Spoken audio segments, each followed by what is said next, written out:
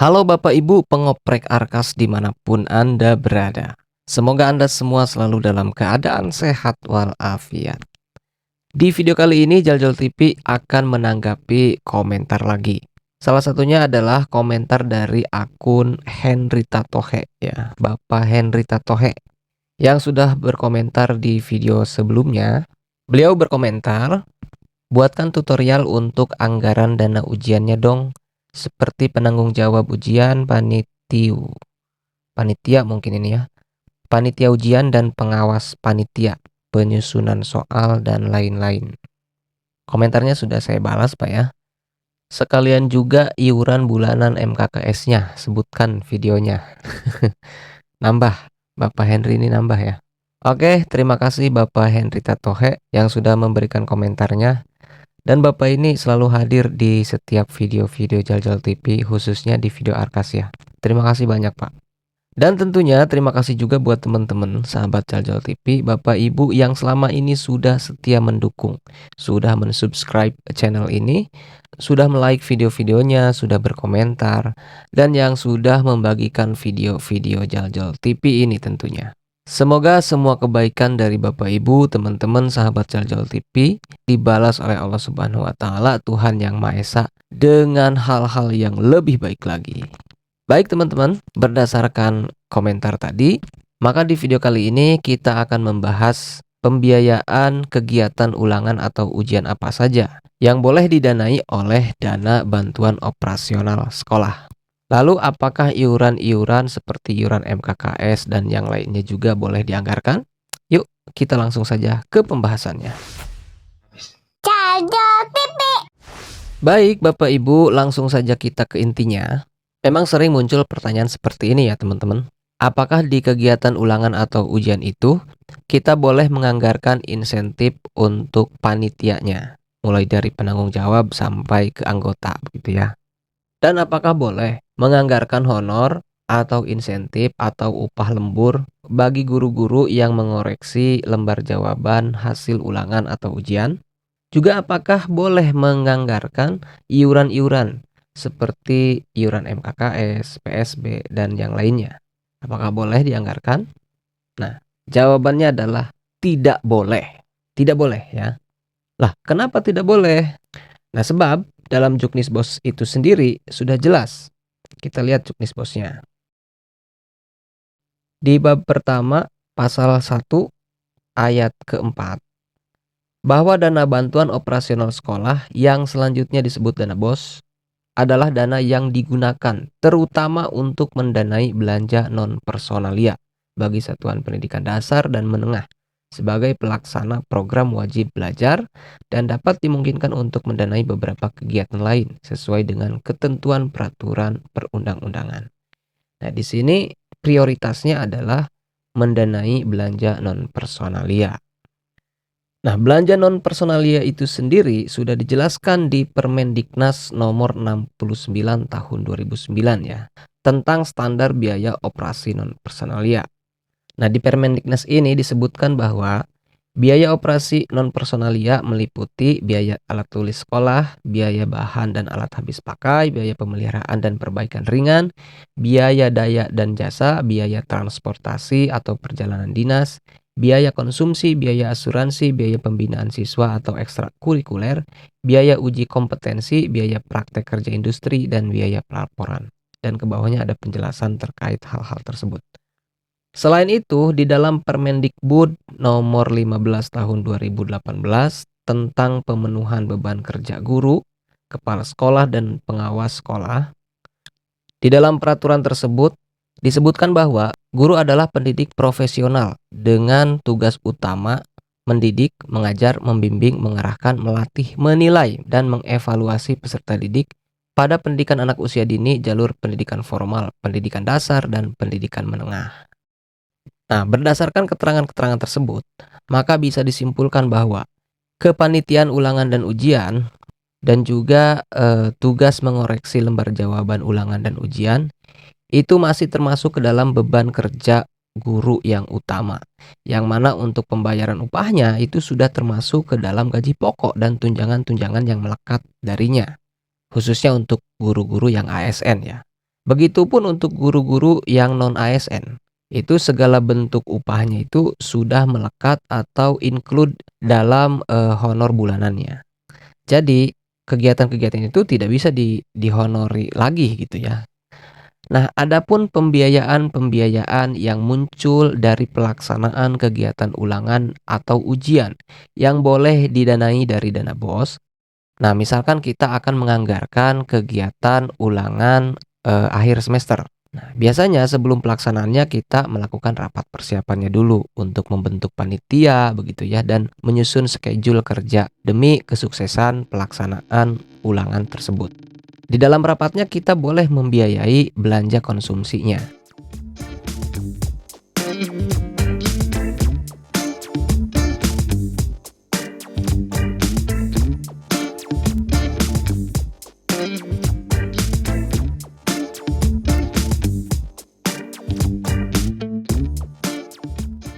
Lalu, selain kita melaksanakan rapat persiapannya, kita juga misalkan melaksanakan rapat penyusunan kisi-kisinya. Dalam kegiatan penyusunan kisi-kisi, kita juga boleh kok menganggarkan belanja konsumsi rapat tersebut, begitu ya. Jadi, belanja konsumsi untuk rapat penyusunan kisi-kisi.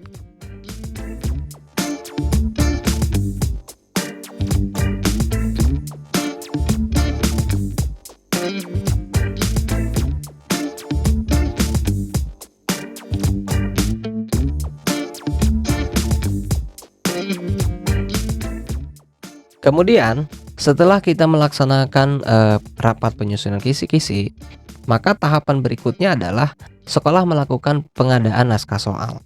Nah, dalam tahapan ini berarti pembiayaan yang munculnya adalah untuk belanja penggandaan naskah soal, seperti itu.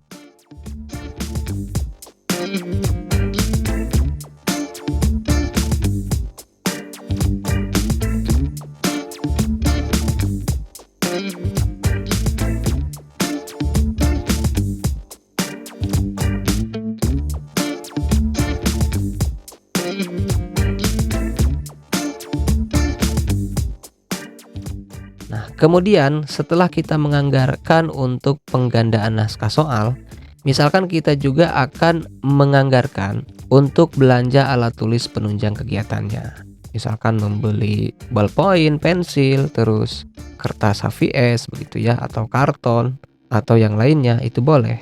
Spanduk kegiatan misalkan begitu ya, itu boleh.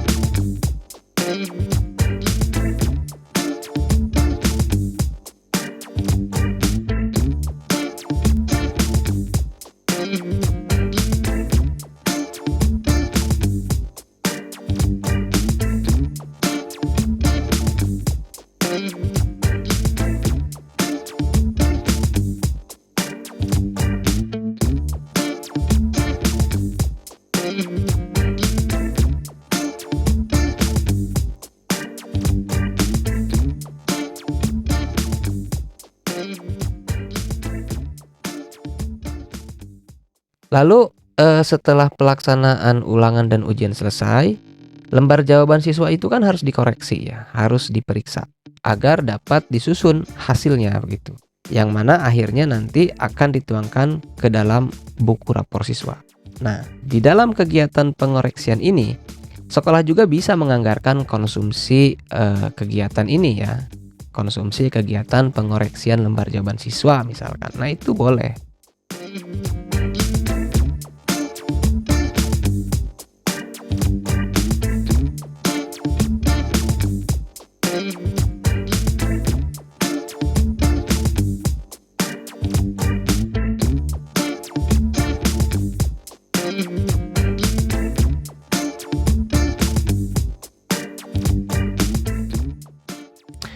Lalu yang terakhir misalkan kegiatannya sudah selesai, maka disusunlah laporan oleh panitia pelaksana nih. laporan kegiatan ulangan dan ujian. Nah, di sini juga bisa muncul pembiayaan untuk belanja fotokopi laporan begitu ya. Itu bisa.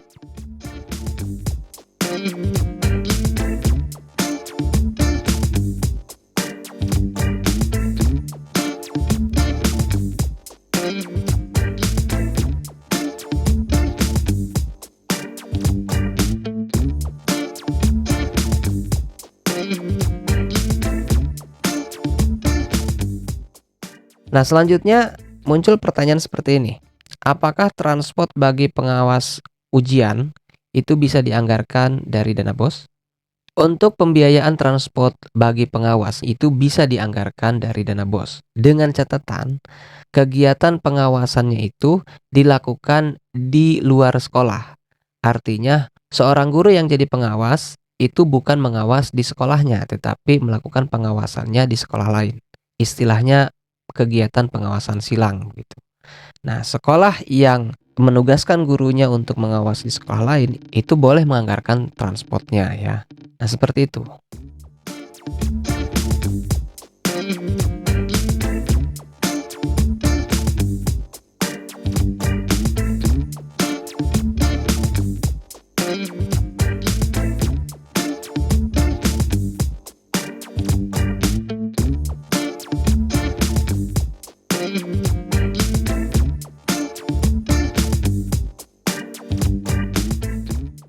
Nah, itulah diantaranya teman-teman, pembiayaan-pembiayaan yang muncul dalam pelaksanaan kegiatan ulangan atau ujian yang boleh didanai oleh dana BOS. Nah, adapun tetap kekeh ingin menganggarkan untuk membiayai honor panitia, honor koreksi lembar jawaban ulangan atau ujian begitu ya. Karena di kenyataannya hal-hal itu tetap dilaksanakan begitu ya. Nah, boleh, tidak masalah begitu ya. Silahkan anggarkan, silahkan danai. Asal jangan bersumber dari dana BOS. Silahkan didanai dari sumber-sumber yang lain begitu ya.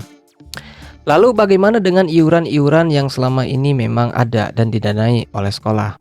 Misalkan iuran MKKS, iuran PSB, dan iuran-iuran yang lainnya. Nah, yang memang dalam kenyataannya itu ada gitu ya. Oke, untuk menjawab hal ini, mari kita buka lagi juknis BOS-nya.